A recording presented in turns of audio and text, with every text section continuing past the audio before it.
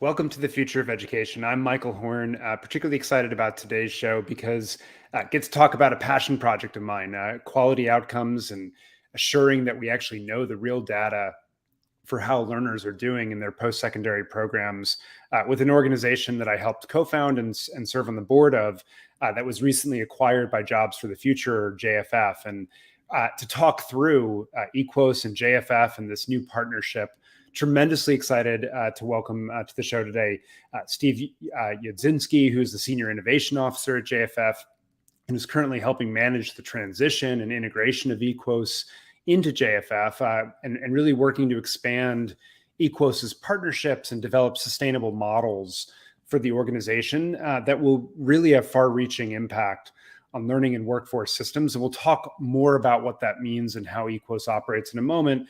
And then also excited to welcome Tameshia Mansfield, who's the Vice President for Workforce Innovation at JFF, and most recently joining me as a member of the board at EQOS. At JFF, she oversees the workforce development and future of work initiatives, particularly around innovation and systems transformation. So I think this is going to be basically just the two right people to have at JFF to have this conversation. With that, I'll bring them to the metaphorical or virtual stage, whatever we're calling it these days in COVID. But Steve, Tameshia, it's good to see you both. Tameshia, let me start with you because I gave a very high level of what EQOS is focused on outcomes. But let's start with the why, and then we can get into the brass tacks a little bit more. Like, why is JFF interested in EQOS? What brought you to this conversation in the first place? No, I think that's a really good starting point, and it's great to meet you, Michael. I'm looking forward to working with you.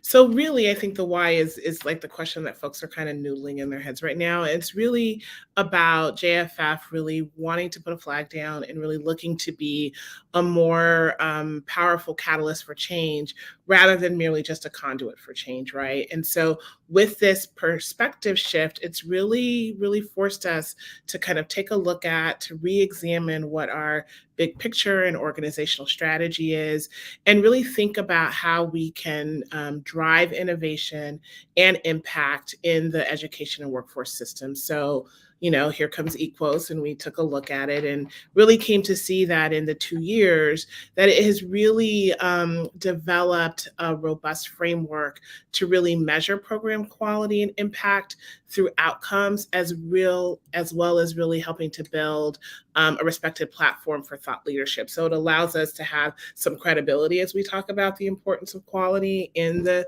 training and workforce ecosystem.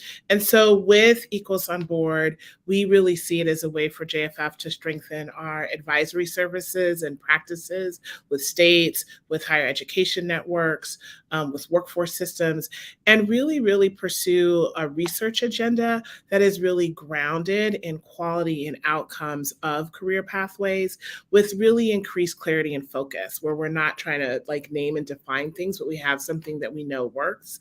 And so really by combining forces with EQOS, it will really allow us to really extend our current work, both JFF's current work and EQOS's current work, and impact to more sectors and more communities, hopefully across the country. Makes total sense. Steve, do you want to add anything to that since you've been riding shotgun to all these conversations? Yeah, I mean, it's a great overview of sort of what we're up to with EQOS. The thing to mention is we've been partnered with EQOS for some time at JFF through a data initiative. We've also been working to evaluate and create catalogs of quality providers on a regional basis. EQOS has been the foundation of that vetting process and so forth. So we've really been, built a familiarity with the team, with the framework itself, and we're excited to bring it here into the family of JFF so that we can grow its capabilities. So that starts us grounding, I think, with why JFF cared and got excited about EQOS, and vice versa, frankly, from the perspective of board and founding member, why we got excited about the partnership with JFF as well. But let's broaden the lens a little bit. Tameshia, I'd love to hear, why should the field pay attention to this? Why is this important more broadly as we think about impact and this transformation that you all at JFF really want to lean in on and shape in an active way? Yeah, no, I think probably the first place to start with answering that is really just saying that like we're right now going into what is a third year of a pandemic economy and labor market. And I think as we begin to look forward and really begin to work towards an equitable recovery, the field really has to take a closer look at the outcomes that are being produced by the training and workforce and education system. I think we're at a point where we can't just blindly say any training is good training, and we really have to take a closer look. And so I think because of that, the learning and workforce ecosystem is really reaching a turning point. And also, I would add that this marketplace is really large and has become really confusing and challenging for learners, for workers, for opportunity seekers, particularly folks who are from disadvantaged or marginalized community, to really make sense of it and to find the programs that are going to be right for them, that are going to meet their interests and needs, that are going to meet the demands of their local labor markets to really help them cultivate skills and find high paying jobs. So it's really about being the field, being responsive to what people are asking for, what funders are asking for in terms of understanding quality. And so in many ways, I think Equals is already rising and risen to that huge challenge through the quality assurance framework that really kind of drills down and looks at, well, what are 5 things that we would say count as quality? What for student learning? What is the learning outcomes? What are the completion outcomes? What does placement mean? How do earnings look? And really for workers, what does satisfaction look like of those training experiences? So you take all of that together, and I think it provides a really compelling message. I would also say that states are also getting curious and needing to know this as well as they begin to vet their learning offerings at the state level. And so it's really about meeting the needs of both learners and systems and bringing folks together to understand that. And so it's already kind of demonstrating the need that the field has for new and innovative training models. And I also think that program leaders and training leaders realize that they have to rise to the occasion now and are looking for easy mechanisms to be able to measure and understand their outcomes for themselves, right? To help tell their story of their own impact. And I think they need to do that with access to better data collection, more means of transparency, all of it that points the way for people. So what we really hope is that this acquisition really helps signal like JFF's intention to be more of service in more tangible ways in terms of moving progress forward as it relates to understanding the importance of outcomes for the field. I feel like I'm like listening to all I had hoped EQOS would become listening to you. So I'm just like loving this and just to, double click on it. I think you talked about the different areas that we've created measurements for around learning, completion, placement, actual salary growth relative to investment and expected growth, so that we're not creating incentives to skim or cream, who you serve. But then also that last piece, the learner satisfaction. And then you also talked about how important it is for the institutions themselves to say, hey, this is the value we provide, and be able to customize it to what they would claim.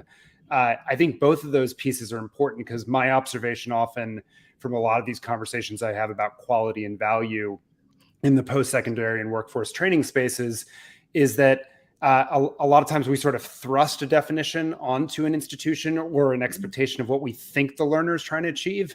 But in point of fact, they want something totally different from the experience that we don't have good ways of capturing. And so hopefully that customizability you spoke about will also help the field get more focused on what the learner's goals actually are in all this. But I think that's actually a good segue, because Steve, it allows you to maybe talk about, if those are the standards, what does EQOS actually do on the ground, and what does its work actually look like itself?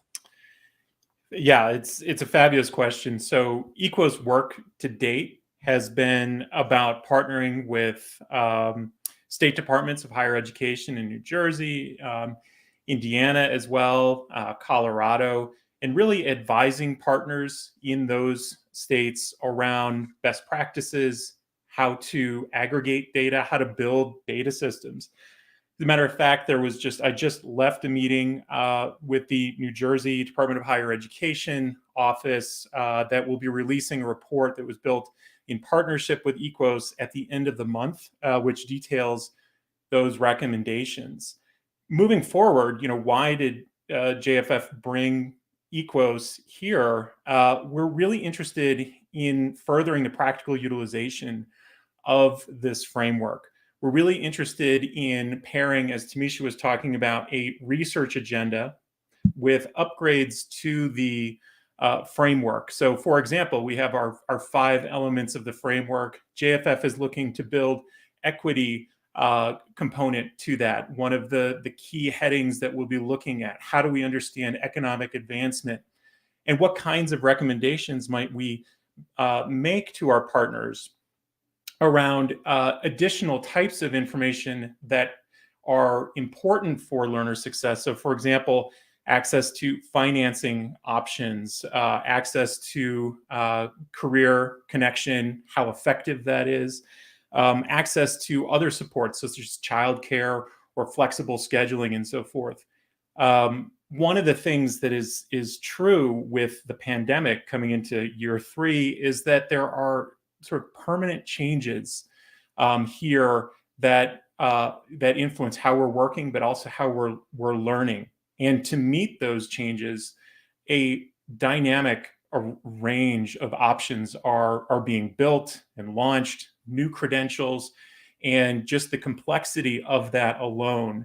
So being able to work around the framework itself, evolving how we define what is quality, what are some of those additional sort of more subjective components of offerings? How would people be able to use them to make the right choice for them moving forward, for example? The other thing to mention is that the EQOS framework, as I mentioned, it's the foundation of a vetting process that we've used to create a provider catalog for SkillUp, for example. There are other partners that are beginning to use that data. And so really being able to expand that data set so that we can understand some of those more dynamic nuances as people are evaluating the quality of programs as we progress here. It's interesting hearing you say that, because you talked about the notion of evolving the standards also and keeping them up to date, but then also leveraging them in ways, or I guess also allow other providers to leverage them in ways to surface the right data at the right time to someone making a choice, basically, right? So that they can make a good choice, an informed choice for them. On one of my podcasts, Future You, we've had a lot of conversations lately about how a lot of the ranking systems and reports right now on ROI that have been coming out about college aren't terribly useful to an individual learner trying to make sense of where they ought to go, because it's not comparing, two schools that they might be comparing against each other, right? To each other. It's sort of looking at this in a very national way and not within particular labor markets or particular geographies and so forth. And so I think that segues where I want to go next to you, Tameshia, which is, let's dig in a little bit more about how JFF itself might use this quality assurance framework, because you said it will inform a lot of the work streams that you all have going on actively as well, and presumably this tighter coupling allows you to do some things that you wouldn't have otherwise been able to do. Yeah, no, I think that's true. And to your last point about how does equals help people make sense of what's happening in their local labor market, we really see equals really fitting seamlessly within our current work that we've been doing to develop a quality provider index, as Steve mentioned, to really evaluate the quality of learning providers, programs, and models at a local level. We were able to use that in the development of SkillUp, and EQOS, and working with EQOS prior to the acquisition, helped us to be able to understand and refine that. So I think it does provide an opportunity, once we get usage at scale at any local level, to be able to vet and understand the quality of providers in the context of what's happening on the ground in local communities. But then there's the question of well, how do you get the information to people? And so I would say the other thing that we're really interested in looking at and wanting to plan to dig into is really using the basis, or the framework, as a basis for new digital tools and infrastructure that will really help us to collect, to track, track, to analyze, which is, great, but also to share, right, the insights that we're learning from what we're collecting about post-secondary quality data. Data is only as good as you make it accessible to people, to help people make sense of the world, to help stories and tell stories about what's happening. And so really figuring out what are the right tools to make the data and information that can come from the framework and that can be realized from the framework real for people and communities in real time. And then I would say also, as it relates to our advisory services, it's also kind of can be seen as like a baseline of looking at a program or looking at a series of programs to say, how are they performing along these metrics, and then being able to provide services to help people raise their scores, improve their standing as it relates to the metrics that are there. So it's a way of thinking about how do we have our advisory services that are informed across a consistent definition of quality. So we're not having to recreate what quality means and looks like per provider, per their wishes, right? Or per what we think is relevant. But really we have a basis to begin and a level of expertise to start from that really helps inform any advice, recommendations, or implementation support that we would provide. So it's, in many ways, it's the data that we're hoping to kind of undergird that additional service and support that we provide to states, to workforce systems, and to communities in understanding what's happening. When I hear you talk, Tameshia, it just reminds me how much JFF does across the landscape, right? Just how big the scope and remit is, and how many different sort of levers you have at your disposal, which I think is frankly really exciting. One of the things when we built the standards, and you mentioned it as well, it's to really provide the data and then let others figure out, okay, what's our threshold for, is this good or bad, and so forth. Steve, maybe turn to you on this question, because I want to go a level deeper on how you might see learners, leveraging this to navigate the post-secondary education and training marketplace. And I want to come at it with like a specific angle, which is, we know historically the most marginalized learners in our groups have been the least likely to consume some of the data that's out there to help them inform spaces. I think we've all offered some hypotheses already about why that is, the utility of the data and so forth. But how do you see what you all now have in EQOS as really helping change that dynamic and helping individuals navigate? Yeah, I think there are a few ways. So the first thing to say is, you mentioned that there's a wide range of capabilities that JFF has. So our core competence of convening and thought leadership, as well as policy. So being able to advocate for those policies, those systems at the federal and state levels that aggregate information and make it available at scale, that helps people navigate and make those tough decisions, making it available to as many people as possible. So one piece is really around that convening and policy component.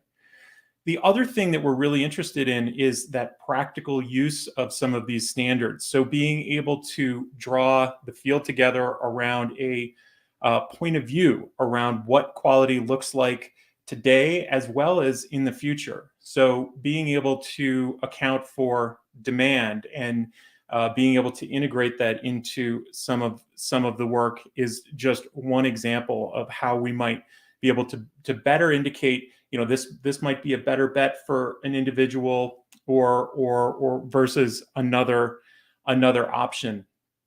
The other thing that I think is important to help people sort of navigate is really building our partnerships for those platforms that are using some of the standards. So we mentioned SkillUp. Guild is a partner who has used the framework to evaluate some of their partners. Climb Credit is a partner of ours. So a number of platforms can also integrate this, if you can think about sort of syndicating this to their own audiences above and beyond what JFF can do individually. So it's a bit about sort of a movement building, agreeing around the right measures, the right framework, building a sort of policy advocacy. What do we think should happen? What do we think can help this scale? and then also bringing partners together to advocate for the use, above and beyond JFF programming. So I actually want to tee off on two things for both of you there. One piece you just mentioned is the ability for these standards to really exist outside of just the immediate JFF use case, if you will, right? And so in my contemplation, when we built the standards, we were also thinking, hey, this doesn't just have to apply to, say, workforce training providers. It could be your liberal arts college, right, that's trying to understand the value that they provide. Or right now, there's a ton of flack being given to arts programs that perhaps charge a fair amount of money and the outcomes are highly unclear. How do you all think about that as jobs for the future, focusing on the workforce and training element of this, but sort of the sense that maybe this could be the answer to help a lot of sectors of higher ed and post-secondary training and so forth better define the value that they're actually providing and what they're doing, and how will JFF support that, or maybe say, hey, great that you all want to run with this, it's yours. How do you all think about that, Steve? Yeah, I'll start off, and Tameshia, please add on. One of the things we're thinking about in terms of further developing the framework is it's been used for sort of short-term credential programs to higher ed programs. And so it's been used on a wide range of programs. And we believe that over time we will want to sort of further specify that based on the particular audience or use case in some regard. So one thing to say on our roadmap is sort of regular releases or versions of the framework that are more appropriate for use in higher ed, short-term credentials, state systems, and so forth. So that's one thing to say. The other thing to say, by the way, I have an art background and I'm kind of proud of it, coming out of here. So I do have this sort of progressive set of experiences that bring me literally to this conversation today. And being able to help those institutions understand the value and the cross-transference of the skills that are gained in those programs, I think can be a really compelling sort of, research component. How do we define that? But also, how do we bring the partners together so that we can legitimately understand sort of the longitudinal, things that could take years or even decades to really understand what the trends are. That's a little bit of what's starting to bubble up in our research agenda. How do we do some of the immediate components informing navigating a complex market? But also, how do we understand the outcomes of things that often take years? I mean, adult education is another example where it can often take a long time to see the economic advancement realization there. So it's a little bit of how we're thinking about it here. Tameshia, do you want to add anything to that? Or, I mean, other than being a liberal arts graduate, I'm like, there is value in that credential. Exactly, and right? Here's the history major. Right. I would say there better be some value in it beyond like student loans. But yeah, I mean, I think it is like an evolving thing that we're wanting to understand. And I think about it in response to like this immediate moment that we're in, where you have millions of people literally either trying to figure out their next path, figure out what their next job is going to be, figure out what additional skills do they need. I think of like an immediate use case is in that kind of shorter term. And then I think we can think about the evolution of it down the road. And there might be opportunities to pilot it with folks who are frankly willing, right, to put their programs under the microscope to even do this at that larger kind of 4-year institutional level. So I agree. Of course, I agree with Steve that it is going to be an evolution to figure out like, how does this fit in that like broader higher education marketplace? But in terms of back to your earlier question about what is the field, what is the response to the field, I think there is a more immediate response in the field as it relates to the short-term training programs and those shorter term credentials and certificate programs in the immediate. So that's kind of where my eye is focused, to be able, to get up and running and begin like continuing to expand it even broader. So one more question on this, and then we'll do one more question to wrap up. But the question in my mind out of that, because Tameshia, you just talked about the short-term programs, been a big debate on Capitol Hill. You all know it better than I do, I suspect, around short-term Pell and uncertain results and outcomes. And then simultaneously, there's been some noise, maybe at last, around a College Transparency Act and getting more data between post-secondary programs and workforce outcomes nationally, or at least releasing some of the restrictions that have been in place there. How do you see EQOS fitting into those policy worlds? Would some of this render EQOS not as important, or does it become more important as we have more transparency and ways to connect this data? So Tameshia, maybe you first. Yeah, I mean, I think it actually does become more important from a transparency perspective. I think of things like the eligible training provider list that is, the requirement under WIOA, and are there states who are willing, right? Because it's about like the voluntary, receptibility of institutions and organizations, right, and systems for that matter. But are there states who once they have a better understanding of EQOS and how it works, who might be willing to put their ETPL lists right through the framework and see kind of what rises and what stands, and how do they make that information then more transparent, right, to local workforce boards, to individuals who walk through the doors of American job centers. I mean, I think there is a broader, like, kind of public system opportunity and conversation that then, of course, then translates to that. But I think it is important, particularly as you're looking at long-term Pell, like, what is the quality standard within that? And could EQOS be a piece of that, or a testing ground for seeing that? So I do think, that there is an opportunity to add this into part of the policy conversations as a solution from a policy and system perspective, to be able to solve, like, the question of what is actually working and what actually is resulting in good outcomes for learners and participants in programs. Makes a lot of sense, Steve. Yeah. I'll build on that really quickly. I mean, thinking about the relevance of EQOS, does it make it sort of moot or more relevant? In my own point of view, is that it becomes more relevant. So, it's a data-rich field, but information poor is kind of the way to think about it. And EQOS can help organize that data, advise states, institutions, state workforce agencies, regions, as they make this information available. Being able to say, hey, it's not just the data coming out of providers that's important. It must be cross-referenced with demand data. It must have deeper understanding of the value of these credentials, because while two credentials may seem very similar, if there's a demand signal that one is more preferred, gives you a better opportunity professionally, those are the types of information that must be cross-referenced as we implement, hopefully, some of this legislation. It's absolutely essential to do this work well.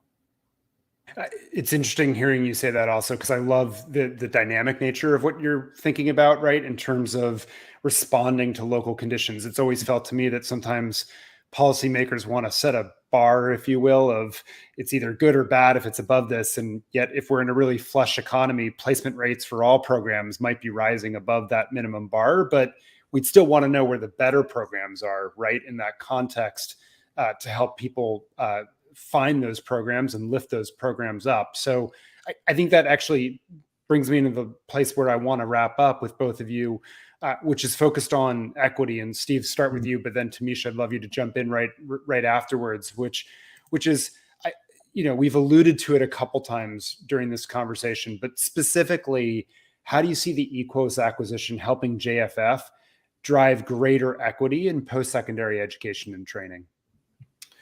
It's perhaps the most important component of some of the work that we are embarking on here with EQOS. So I talked a little bit about some of the mechanics of updating the framework and so forth, to be more explicit about how we describe whether this is sort of an equitable program, equitable pathway, and so forth. We have our racial economic equity work that is here at JFF. We have a large report coming out very soon, led by Michael Collins and his team, which describes how, different populations of folks have totally different opportunities based on their access to different kinds of pathways, whether they're tech or other in-demand pathways. And so I think being able to be very explicit about what type of information must be collected to be able to adequately evaluate the equity of one program or pathway over another, as well as going back to some of what we were talking about in terms of making this information available to as wide a range of individuals as possible through the platforms, through state agencies, through other ways to interact with the information. So I think that, for EQOS, it really needs to become the heart of how we are recommending the evaluation of this work. And it's not easy to do. We were on, a call with a very large tech platform not long ago. They do not collect information on demographic for probably good reasons, but it also makes it incredibly difficult to understand the efficacy at that level. So I think we will build on that from a technical perspective within the framework and the work itself. And it's JFF's leadership in these areas that we will use to inform the framework moving forward. Tameshia, I wonder if you have any. Yeah, I mean, I don't think that you can have a conversation or like a standard or a framework about quality if it isn't grounded and willing, right, to take a look at data through the lens of race and gender and and other levels of demographics. And so I see the application of EQOS connecting back to racial equity in that kind of dynamism of the framework in terms of what you add on to. And I think part of what we would hope to add on to it is the information about participant demographic information. You cannot understand, right, how quality impacts different communities if you don't have an ability to disaggregate the data. Right. And so as much as we are able to build on EQOS with that as another element in what goes into in what programs and providers put in, that is what will be able to make it be applicable and be able to understand how quality is experienced by people, how is it experienced by Black people, how is it experienced by people who Latinx people, how is it experienced by women. Like, you have to get the data in there to be able to do it. It's not going to happen without that. But as I look at this and the potential of it, that's a piece of it. Yeah, I think that's a tremendous set of points. And to me, it sometimes feels like No Child Left Behind era sort of conversation from the K-12 world. But I think that subgroup information is incredibly important to get that holistic picture and also make sure, frankly, that these standards aren't used in a way, and I said it earlier, but I'll say it again, to incentivize the skimming or creaming, right, of students just in an effort to goose their results. And it's a key reason, I think, why we want to understand both the subgroup information, but also why are students coming to a particular program? Like, what is their circumstances and their motivations, so that we can really put these things together and make sure that learners can find the right program for their situation that's most likely to result in success. So I think what you all are saying brings this together incredibly nicely. And I'll just say thank you to you both. I'm tremendously personally excited to see EQOS find a home in the JFF family, if you will. And Steve, Tameshia, looking forward to working with both of you days, weeks, months, years to come to expand the impact in the ways that we've discussed. And for all of you listening, if you have follow-ups, feel free to ping us. If you liked this video, if you liked the conversation with Steve, and thumbs up so we can get more content like this, and this content can be discovered. And frankly, if you know folks who are ready to